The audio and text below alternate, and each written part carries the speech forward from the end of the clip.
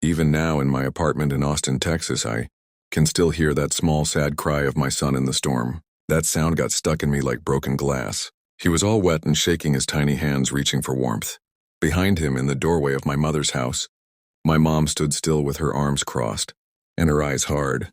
"I don't raise illegitimate children," she said, her voice flat. My sister laughed behind her, saying, "You deserve it, you filthy little." I didn't yell or beg. I just held my baby and ran into the rain. That's when the car lights came. That's when the metal hit my bones. I thought, I'm going to die like this with my son in my arms, abandoned and broken. But fate didn't kill me. It woke something up in me. I used to trust them. My mother's hands once braided my hair. My sister once promised to protect me forever. I was 18 when I got pregnant. My boyfriend left before the test turned blue. I expected my family to hate me, but they didn't at first.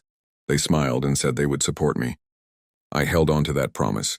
I worked 2 jobs and gave my mother every paycheck for rent, food, and bills. I thought we were getting by together. But I learned that loyalty doesn't last forever. It started with whispers. My sister stopped coming home on the nights she was supposed to watch the baby. My mother would complain about wasted years when she thought I couldn't hear. One evening I came home early. My son was screaming in his crib. The TV was loud and my sister was lying on the couch, scrolling on her phone, ignoring him. When I asked her about it, she just smiled. "Maybe if you weren't such a mess, Mom wouldn't be stuck with us." He's not my problem. I should have left then. But I didn't, because leaving meant I had nothing but a stroller, a baby in the streets. That night in the rain was the final truth. They didn't just stop loving me, they wanted me gone. Throwing my son outside wasn't just carelessness, it was to get rid of me. When I woke up in the hospital, my body was hurt. My son was safe but coughing in a bed next to me. My mother never came. My sister never called. The nurse just shook her head. They told us, "You're on your own now." That's when my sadness turned into something sharper. It wasn't anger or sorrow, it was a plan. Revenge takes time. I acted like a good child one last time. I didn't sign anything over. I stayed away from them, quiet and watching, and I started to build my case. I reached out to social workers, charities, and lawyers.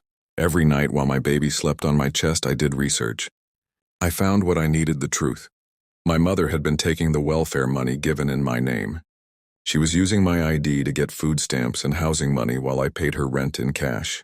And my sister was posting online about raising my child, making herself look like a hero. People sent her thousands of dollars, money meant for my baby. They didn't just betray me, they made money off of me and my son. I didn't yell. I didn't confront them. I collected proof. Screenshots, bank statements, and witnesses. Every lie and theft was saved in files under my name. 6 months later, my mother had a big birthday party for herself.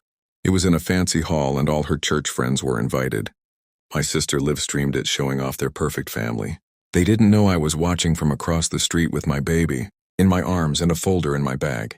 I waited for the speeches to end and for my mother to raise her glass and say, "Family means everything."